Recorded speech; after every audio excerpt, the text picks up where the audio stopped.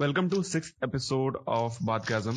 इस एपिसोड में हम कवर करेंगे बहुत सारे इंपॉर्टेंट टॉपिक्स जो अभी फिलहाल ट्रेंड कर रहे हैं, इंक्लूडिंग बैंकिंग, डिसइन्वेस्टमेट ऑफ गवर्नमेंट, और जो गवर्नमेंट का डिवीजन है स्ट्रेटेजिक और नॉन स्ट्रेटेजिक, उसको समझेंगे क्या है वो डिवीजन, और क्या क्या इसका इम्पैक्ट ओवरऑल पड़ सकता है हमारे ओवरऑल ग्रोथ पे, क्या इसका अपोज करना सही है या गलत।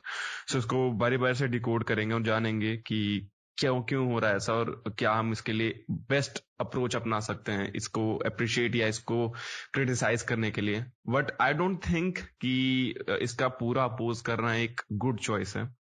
मेरा ऐसा ओपिनियन है, although it's my personal. But कुछ जैसे तुम देखोगे कि अभी मैं पढ़ रहा था कि 71 PSUs का जो डेटा था उसमें 31,261 करोड़ का ओवरऑल लॉस था, जो स्टैट्स में आ रहा है।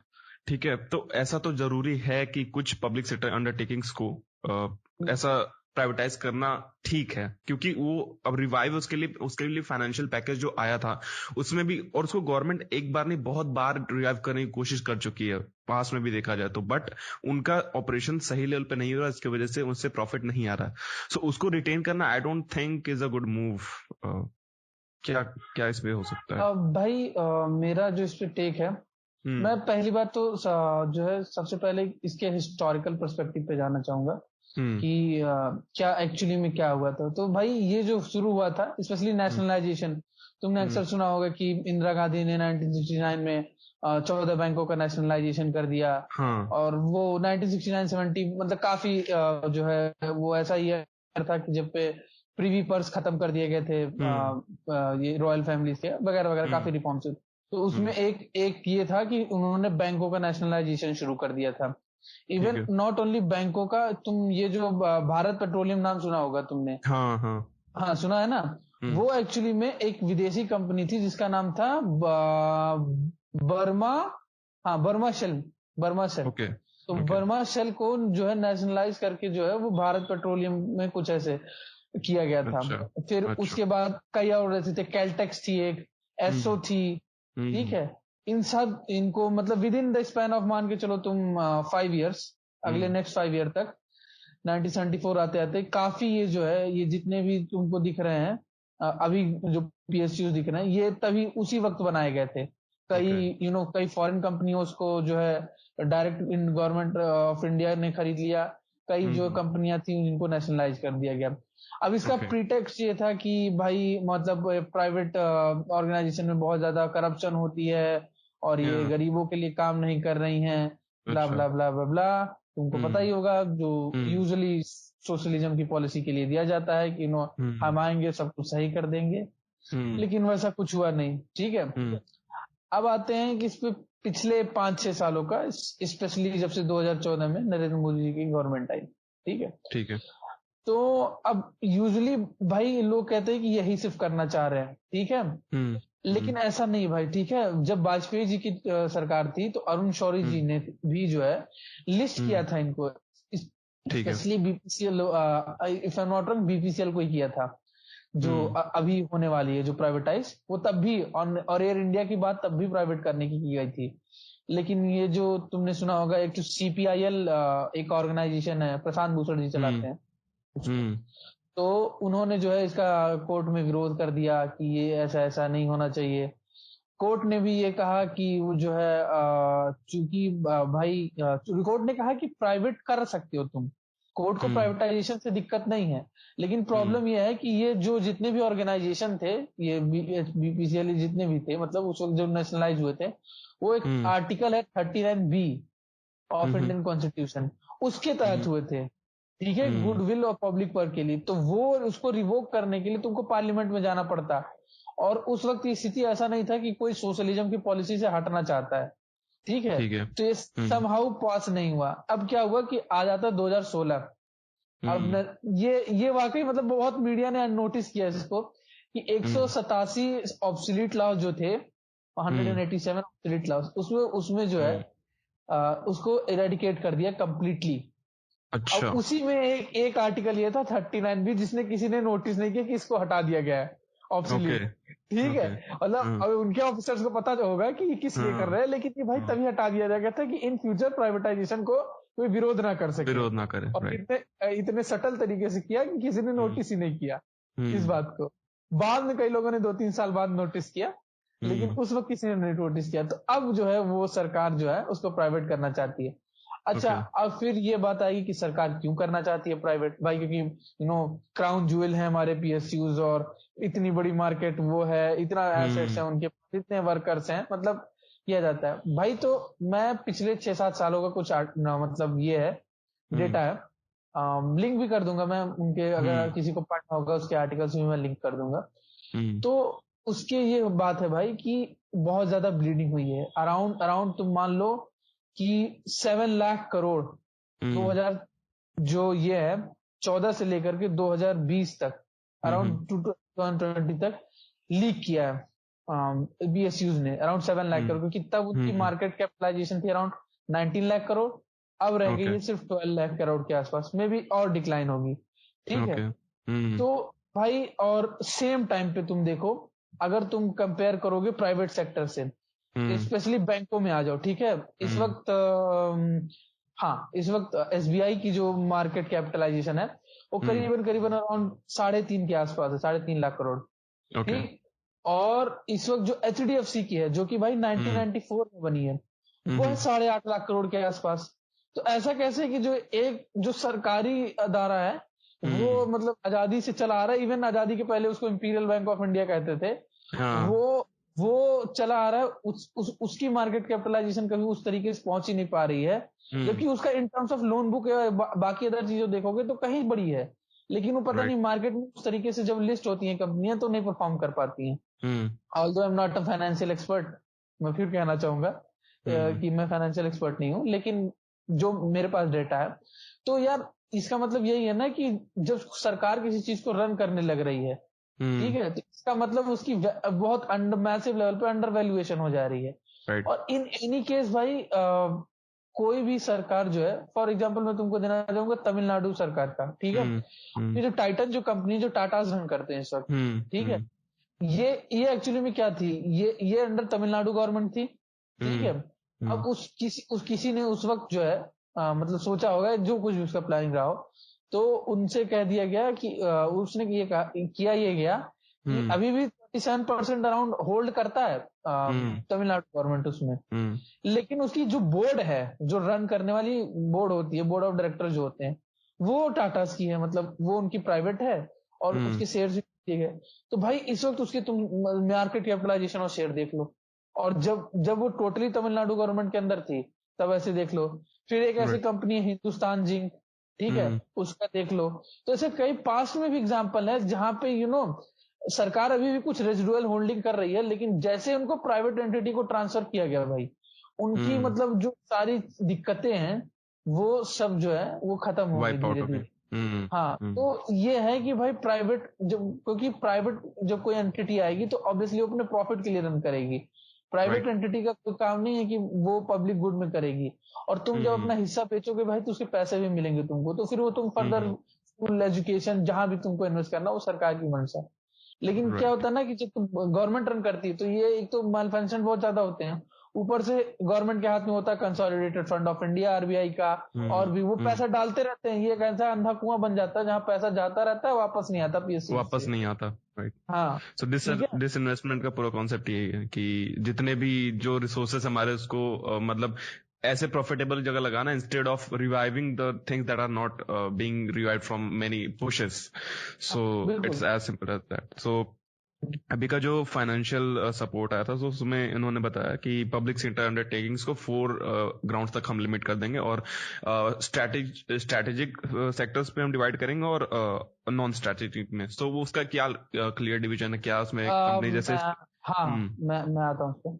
देखो भाई, कंपनी का एक्चुअली 4 स्ट्रेटेजिक सेक्टर नहीं, 18 है वो 18 स्ट्रेटेजिक सेक्टर हैं। उसमें कहना क्या है कि वो जो 4 का कॉन्सेप्ट है, स्ट्रेटेजिक सेक्टर वो है जहां पे सरकार कुछ ना कुछ रिटेन करेगी, और उसके बाहर जितने भी सेक्टर हैं, ठीक है, उसमें वो टोटली प्राइवेटाइज कर देगी उसको। अच्छा। लेकिन स्ट्रेटेजिक सेक्टर जैसे डिफेंस हो गया, एटॉमिक्स हो गया, ठीक है, बैंकिंग में भी हो गए भाई, ठीक है, टेलीकॉम में भी हो गया, तो उसमें सरकार का ये कहना है कि एक तो सबसे पहली बात, ये 18 स्ट्रेटेजिक सेक्टर्स होंगे, ठीक है। ऊपर से इनको 3 में डिवाइड किया गया, जस्ट सेकेंड, इनको 3 में डिवाइड किया गया है। माइनिंग, ठीक, ओके, माइनिंग, मैन्युफैक्चरिंग और सर्विसेज सेक्टर। सर्विसेज सेक्टर में तुम्हारा बैंक एंड आईटी वगैरह, ये जो सर्विसेज होती हैं ये सब आ जाती है। ठीक है। इसमें क्या है कि हर एक स्ट्रेटेजिक सेक्टर में, ठीक है, केवल 4 पीएसयूज होंगे मैक्सिमम, और मिनिमम 1 पीएसयूज होंगे, ठीक है, सरकार का कहना है। जैसे फॉर एग्जांपल आते हैं बैंक में, बैंकिंग सेक्टर में आते हैं, जो सर्विसेज सेक्टर के अंदर उनके आता है। उसमें क्या है, तुमने सुना होगा 2019 में नोटिफिकेशन डाला गया था, तो फिर जो है 21 बैंकों को 12 बैंकों में कर दिया गया था। अभी फर्दर आ रहा है कि इसको 21 बैंकों को जो है और कंसोलिडेट किया जाएगा, और 21 बैंकों को 10 में करेंगे, क्योंकि ये जो 2-3 तुमने बात की, अभी मैंने बात की बैंक ऑफ इंडिया, और बैंक ऑफ इंडिया के साथ साथ और 2-3 बैंक हैं। तो ये धीरे धीरे करते करते अराउंड 4 के लाना चाहते हैं हर सेक्टर में। जो भी इनका स्ट्रेटेजिक सेक्टर है उसमें 4 पीएसयू से ज्यादा नहीं होंगे, मिनिमम 1 होंगे। जैसे टेलीकम्युनिकेशन में बीएसएनएल ही है और कोई है ही नहीं। तो वो उनका ये प्लान है। स्ट्रेटेजिक सेक्टर का मतलब वो है कि जो देश के लिए बहुत ज्यादा जरूरी है, मतलब नो। और उसमें भी ऑयल और वाले में देखोगे तो एक आसाम में कोई है, भारत पेट्रोलियम की सब्सिडरी यूनिट है, मुझे क्लियरली नाम नहीं याद आ रहा।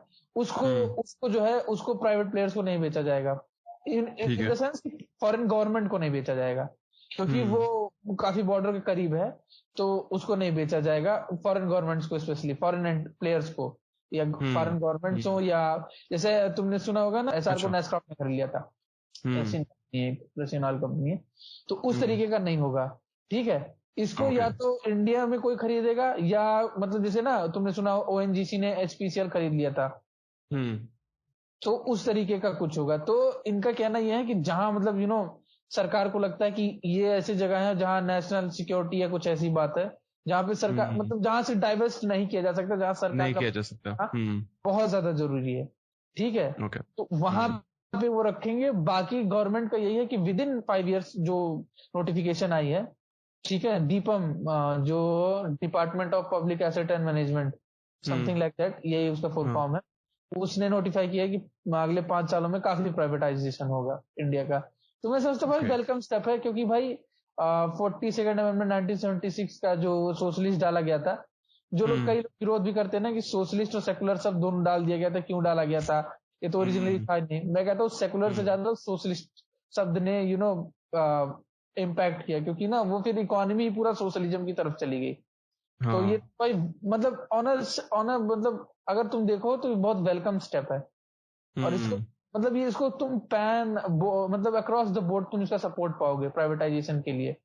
अब भाई कुछ यूनियंस वगैरह हो सकता है कि सपोर्ट ना करें भाई, क्योंकि ऑब्वियसली अगर इवन पीएसयूज कंसोलिडेट भी हो रहे हैं, मतलब 4 पीएसयूज को मिला के एक बड़ी पीएसयू बना दी जा रही है, तो उसमें वर्कर का ले ऑफ तो होगा भाई, ठीक है। अगर बेचा जा रहा है तो किसी कॉर्पोरेट को, तो कॉर्पोरेट को अगर लग रहा है कि भाई कॉस्ट कटिंग करनी है, तो ऑब्वियसली वो एम्प्लॉय को ले ऑफ करेगी भाई, ठीक है। अब वो सरकार प्लान कर सकती है कि 4 महीने 5 महीने 6 महीने की सैलरी दे दे, या कुछ भी, भाई वो तो सरकार ही जाने की कैसे हैंडल करेगी उसको। लेकिन ये कह देना कि ये जो है इसको ना बेचिए, ये भाई गलत स्टेप है, ठीक है। हाँ, मैं वर्कर्स के राइट के कह सकता हूँ कि 6 महीने 8 महीने तुम भाई उनको पैसे दे दो, या कुछ और मतलब कुछ भी इन टाइप ऑफ फाइनेंशियल स्टेबिलिटी जो उनको 1-8 साल का वक्त दे। लेकिन ये कह देना भाई कि नहीं बेचना चाहिए, गलत है, क्रॉन जूल है, और सब बर्बाद कर दिया देश को बेच के, तो भाई ऐसा नहीं, ठीक है। 1991 का प्राइवेटाइजेशन भी यही मतलब था, उसका भी यही मतलब था कि प्राइवेट सेक्टर की तरफ खोलना, तो इतना भी बुरा स्टेप नहीं है। अभी जो स्ट्राइक हो रही है बैंकर्स की, उसमें सबसे बड़ा तुम्हें पॉइंट क्या लग रहा है कि उनको किस चीज का फियर है? ये मुझे वैसा ही लग रहा है जब हुआ था कि introduction of computers to the banking sector, तब भी बहुत ज्यादा पोज हुआ था कि हमारी जॉब छिन रहे हैं ये वो। बट इनिशियल जब उसके बाद सब कुछ अडॉप्टेशन में आया, चीजें बहुत फ्लुएंट हो गई और पहले से बेटर हो गई प्रोसेसेस। इस समय क्या लग रहा है कि इस समय उनको अपनी जॉब का खतरा है, या उनको ऐसा लग रहा है कि हमें और ज्यादा फोर्स किया जाएगा काम करने के लिए? क्योंकि प्राइवेट सेक्टर में हमें पता है कि बहुत टाइट रेगुलेशंस होते हैं और वो अपने मेथड्स चेंज करते हैं, सारी चीजें चेंज होती हैं। किस चीज का फियर उन्हें स्ट्राइक करने पे ला रहा है? भाई फियर से ज्यादा ना मुझे एक लगता है ना कि इंडिया को एज अ सोसाइटी कभी कंसेप्ट समझ में नहीं है। या तो हम देखते हैं स्टेट एज अ ऑपरेसर को, या हम देखते हैं स्टेट एज अ माई बाप स्टेट। ठीक है, हम कभी ये समझ ही नहीं पाते कि स्टेट का काम होता फैसिलिटेट करना और रेगुलेट करना। ठीक है, कि अब ये बात है कि लोग ये समझते हैं कि अचानक से सब नौकरियां छिन जानी है और पता नहीं क्या बवाला हो जाना है। ठीक है भाई, कोई कॉर्पोरेट खरीदेगा तो ऐसा तो है नहीं कि 100 के 100 लोगों को निकाल देगा। मैं ये भी नहीं कहना चाहता कि वर्कर का ले ऑफ नहीं होगा भाई, उनका फियर जायज है, लेकिन यार ये कह देना कि ये कह के कि बेचो मत। ठीक है, ये इंस्टेड ये मांग रखो कि भाई जहां तुमको मैक्सिमम फायदा हो सके। मान लो सरकार 6 महीने का देना चाह रही हो तो तुम 1 महीने का कुछ 1 साल का कॉम्पनसेशन ले लो। ठीक है, इसका विरोध करना, क्योंकि भाई इवेंचुअली ये होगा। अगर तुमको लग रहा है कि ये गवर्नमेंट, अगर तुमको ये लग रहा है कि यही गवर्नमेंट सिर्फ करेगी अगली नहीं करेगी, तो भाई नीड ऑफ द आवर यही है, तुमको प्राइवेट करना पड़ेगा। मैंने कहा ना 7 लाख करोड़, ठीक है, वो जो नुकसान हुआ भाई, उसी सेम टाइम में तुम मिड कैप्स को देख लो, लार्ज कैप्स को देख लो, और प्राइवेट बैंक को। मैंने कहा ना कि HDFC तुम्हारे सबसे बड़े स्टेट तुम्हारे सबसे बड़े PSB bank, public sector bank से 2.5-3 गुना ज्यादा बढ़ी है कंपेरेटिवली, वो उससे 50 साल बाद में आई है। राइट, ठीक है, तो ऐसा कैसे है? क्योंकि भाई ऑब्वियसली एफिशिएंटली मैनेज होती है वो सारी चीजें उनकी। मैं नहीं कह रहा कि पब्लिक प्राइवेट बैंक बहुत अच्छे होते हैं भाई, क्योंकि वहां भी करप्शन होता है। ठीक है, ठीक है, वो चंदा कोचर वाला तुमने सुना ही होगा, और भी बहुत सारे।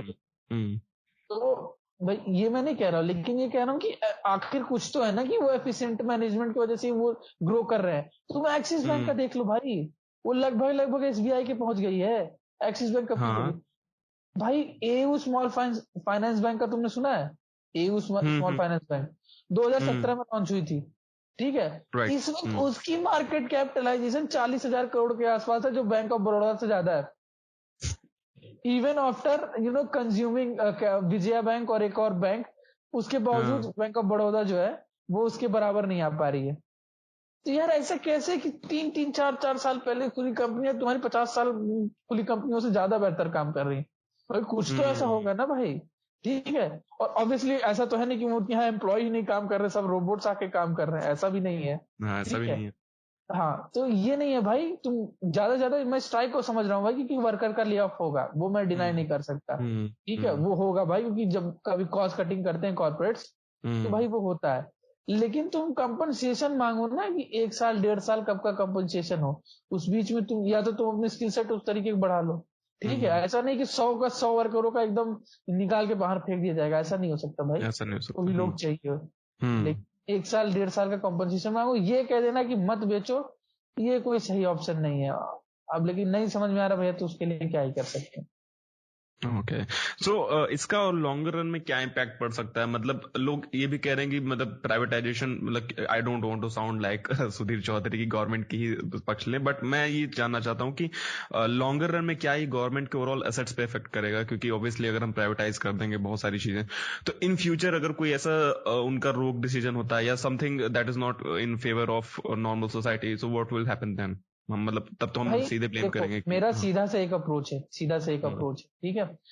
अभी जो तुम्हारे पब्लिक सेक्टर एंटरप्राइजेस की हालत है, ठीक है, तुम अगर ये कह रहे हो कि अभी प्राइवेट ना करें, ठीक है, फॉर एग्जांपल जो ये कह रहे हैं प्राइवेट ना करें, ठीक है, जो मेरी एक कॉमन अंडरस्टैंडिंग है, maybe I am wrong, लेकिन मैं जो कह रहा हूं कि भाई अगर जैसे जैसे मैंने बनाया ना 7-8 लाख करोड़ घाटे में चली गई, और अगर तुम उसी वक्त में ये देखोगे कि बाकी उसी तरीके की प्राइवेट कंपनियों ने कितना किया, तो एक्चुअली में जो पब्लिक सेक्टर एंटरप्राइजेस हैं उन्होंने भाई 21 लाख करोड़ खोए हैं इन 6-7 सालों में। तो ऑब्वियसली इसका मतलब लीकेज बहुत ज्यादा है। तो और ये भी है कि ऐसा नहीं कि सरकार ने इनको रिवाइव करने की कोशिश नहीं की है, सरकार पैसे डाली है भाई, कई बार डाला गया है पैसे, समहाउ और दी अदर ये रिवाइव नहीं कर पा। तो भाई कब तक, मतलब मेरा यही कहना है ना कि कभी ना कभी तो तुमको उससे, और जब जैसे, और इसका भी एग्जाम हिस्ट्री हमको सिखाती है कि जैसे मान लो टाइटन का मैंने एग्जांपल दिया, हिंदुस्तान एक जिंक एक ऐसी कंपनी है जो काफी घाटे में चल रही थी, काफी प्रॉफिटेबल हो गई। तो मेरा कहने का मतलब ये है कि जैसे ही इन PSUs को प्राइवेट सेक्टर वाले उठाते, तो ऐसा क्या हो जाता है कि फिर ये प्रॉफिटेबल हो जाती है। जादू की छड़ी तो घुमाते नहीं होंगे वो, अचानक से सब कुछ हो गया। तो भाई हमारी स्थिति ऑलरेडी खराब है, ठीक है, तुम यही बात हो गई कि कुछ तुमको मान लो कुछ हुआ, डॉक्टर ने कहा तुमको ऑपरेशन करने को, तुमको लग रहा है कि दर्द बहुत ज्यादा होगा, लेकिन अल्टीमेटली भाई तुमको वो दर्द सहना ही पड़ेगा अगर शरीर को सही रखना है। तो ये वो वाली बात है, ठीक है, कि ये शरीर को अभी और ज्यादा घातक, जितना तुम रोकोगे उतना और ज्यादा वो तुमको नुकसान करेगी। और गवर्नमेंट भाई अगर बेच देगी ना तो बहुत, एक तो स्ट्रेस से रिलीव हो जाएगी वो, ठीक है, मैनेज करने की, पैसे डालने की। प्राइवेट बोर्ड रहेगा, अपने आप हिसाब से रन करेगा, ठीक है, क्योंकि गवर्नमेंट के ब्यूरोक्रेट्स, क्योंकि इसमें होते कौन लोग ब्यूरोक्रेट्स ही है ना भाई। मैं ये नहीं कह रहा कि मैं ब्यूरोक्रेट्स की इज्जत नहीं करता हूँ, वेरी इज्जत करता हूँ, बहुत मेहनत करते हैं, लेकिन भाई एक एडमिनिस्ट्रेशन चलाना और एक कंपनी चलाना दो बहुत अलग अलग चीजें हैं, अलग अलग चीजें होती हैं, राइट। ठीक है, क्योंकि कंपनी अपनी प्रॉफिट देखती है, एडमिनिस्ट्रेशन लोगों का प्रॉफिट देखती है, क्या लोगों के लिए सही है। तो बिल्कुल कॉन्फ्लिक्ट ऑफ इंटरेस्ट है भाई दोनों के ऑपरेशन में। तुम कैसे कह सकते हो कि ये जो है का नहीं बेचना चाहिए। वही कह रहे ना कि हम सोच ही नहीं पाते, हमको, हमारे लिए तो माई बाप स्टेट है बस, स्टेट में माई बाप है जो हमको स्पून फीड करता रहेगा।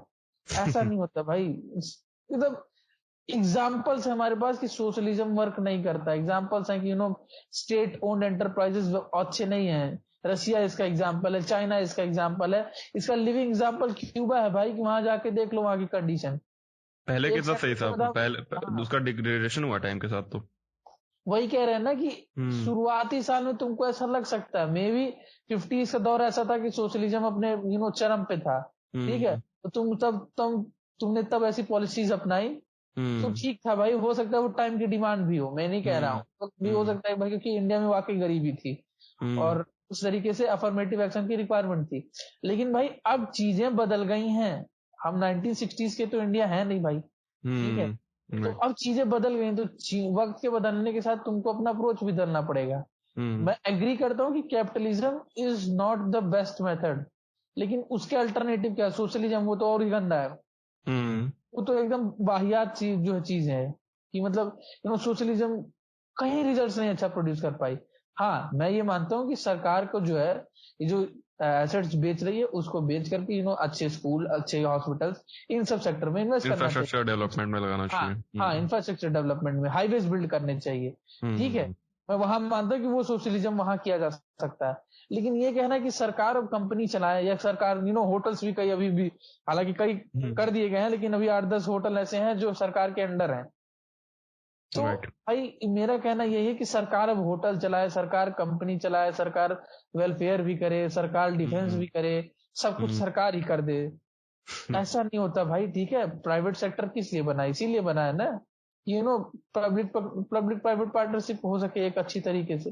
तो भाई ये लॉन्ग रन में मुझे तो ये बहुत बेनिफिशियल स्टेप लगता है, क्योंकि अगर वो जितने क्राउन ज्वेल्स है उसमें, क्योंकि भाई अल्टीमेटली टैक्स पेयर के पैसे से ही ना सरकार उसमें पैसे डाल रही है जो कि वापस नहीं आ रहे हैं, कहीं भाई आसमान से तो आ नहीं रहे वो पैसे, वो टैक्स पेयर ही बचता है। तो अगर टैक्स पेयर का मनी बचेगा वो और उसी के वेलफेयर प्रोग्राम में लगेगा, तो ये कैसे लॉस वाली सिचुएशन कैसे हुई।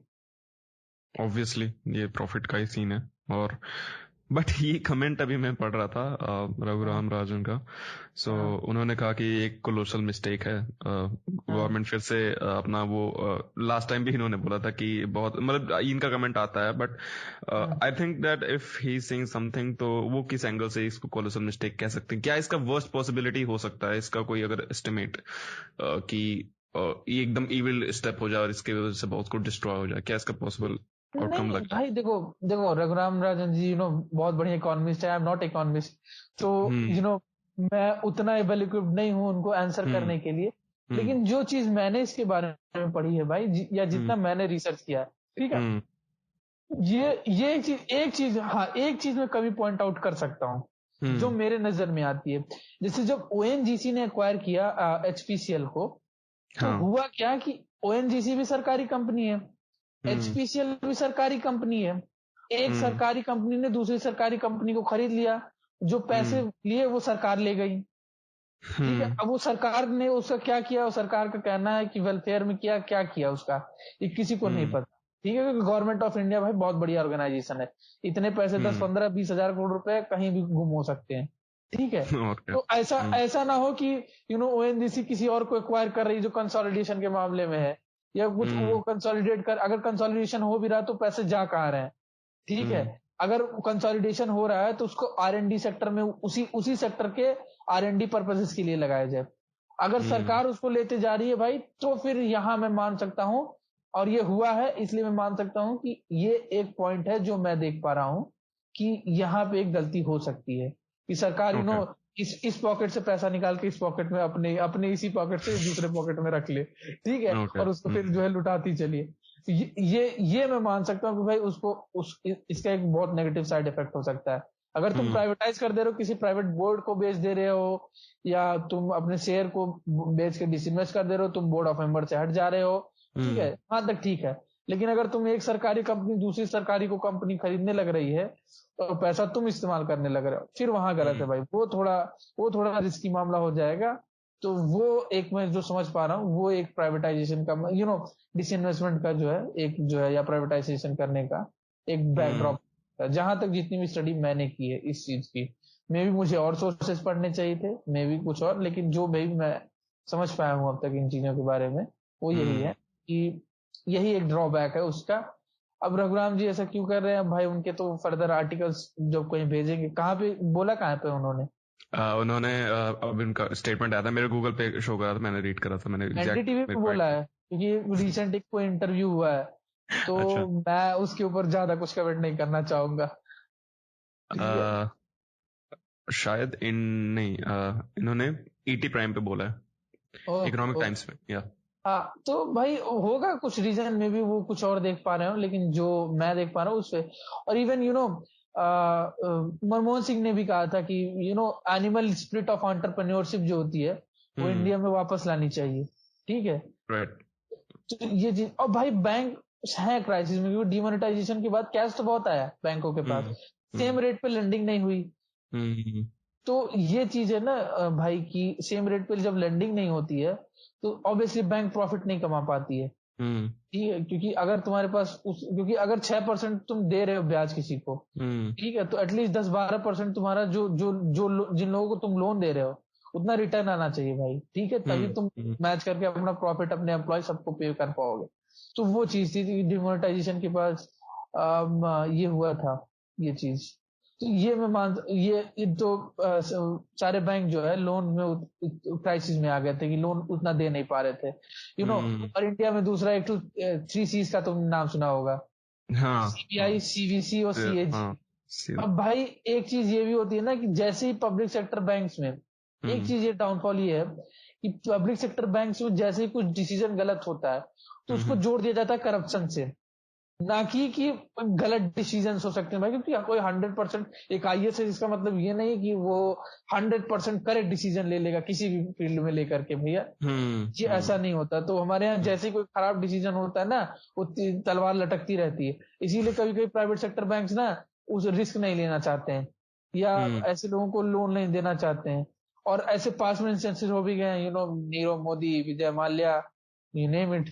तो ये हो गया। तो डिसीजन की कैपेबिलिटी भाई, मैं नहीं कह रहा कि वो सब फ्रॉड नहीं थे, लेकिन इसमें भाई कहीं ना कहीं ऐसा भी होता है कि कोई जेन्युइन किसी का होता है कि जेन्युइन बैंकरप्सी हो गई, क्योंकि इंडिया में बैंकरप्सी का कोई वो नहीं था अंटिल अनलेस क्योंकि भाई बहुत टफ था किसी कंपनी को क्लोज करना, अंटिल अनलेस ये इंसॉल्वेंसी एंड बैंकरप्सी कोड जब से आया है, ये भी मोदी गवर्नमेंट के दौरान ही आया है। तो ये हाँ, तो इसकी वजह से काफी आसान हो गया है अब एटलीस्ट जो कंपनियां घाटे में चल रही हैं उनको बंद करने के लिए।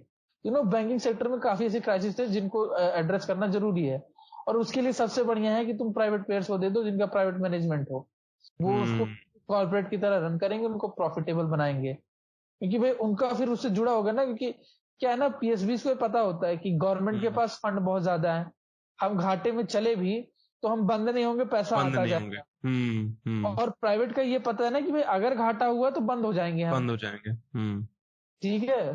तो ये तो वो और भी मतलब प्रॉफिट सेंट्रिक होके करते हैं, तभी तो भाई प्रॉफिट सेंट्रिक होके ही तुम ग्रोथ ला सकते हो भाई। सोशलिज्म से अगर ग्रोथ हानि होती, तो भाई मैं तो ऐसी कोई कंट्री को नहीं जानता हूँ मेरे नॉलेज में जहाँ सोशलिज्म से ग्रोथ होती हो। राइट।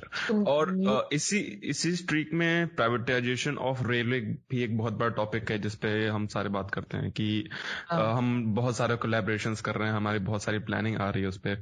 सो उसका भी यही सेम आर्ग्यूमेंट है सबका कि हमें इतने बड़े एसेट को प्राइवेटाइज पे नहीं करना चाहिए, इंक्लूड नहीं करना चाहिए प्राइवेट प्लेयर्स को, क्योंकि वो फैसिलिटीज तो देंगे लेकिन वो चीजें महंगी कर देंगे जो कि अफोर्डेबल क्या पता एक पर्टिकुलर सेक्शन ऑफ सोसाइटी के लिए ना हो। सो उसके साथ एक भाई ये मेरा इस पे टेक सिंपल है, ठीक है। जैसे कुछ ट्रेन है जैसे तेजस वगैरह हो गई जो कि काफी प्राइवेट, तो भाई वो इसलिए है कि फैसिलिटीज बहुत अच्छी दे रही हैं।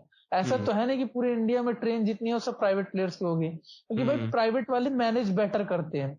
उन ट्रेनों में जाओ जहां पे प्राइवेट सर्विसेज होती हैं, आई एग्री कि महंगे होते हैं, आई डोंट डिनाई दैट, लेकिन तुम क्वालिटी ऑफ सर्विस जो है देखो उनका। तो भाई क्वालिटी ऑफ सर्विस वो इतना फाइन देते हैं तभी तो उनका चीज है। और कोई स्टेशन अगर बेटर मैनेज हो पा रहा है, ठीक है, तो भाई क्यों ना वो किसी प्राइवेट प्लेयर को दे दिया जाए, ठीक है। क्योंकि अल्टीमेटली सबको सर्विस ही चाहिए ना भाई, सर्विस ही बेहतर चाहिए। अगर तुम 200-400 रुपए जो है, मान लो किसी सेम डिस्टेंस के लिए कोई ट्रेन 1000 ले रही है, और ठीक है वही प्राइवेट वाली 1400 ले रही है, लेकिन भाई तुम सर्विसेज में भी तो डिफरेंस पाओगे, तुम अल्टीमेटली सर्विस के तो पैसे दे रहे हो वहां पे। वो है भाई।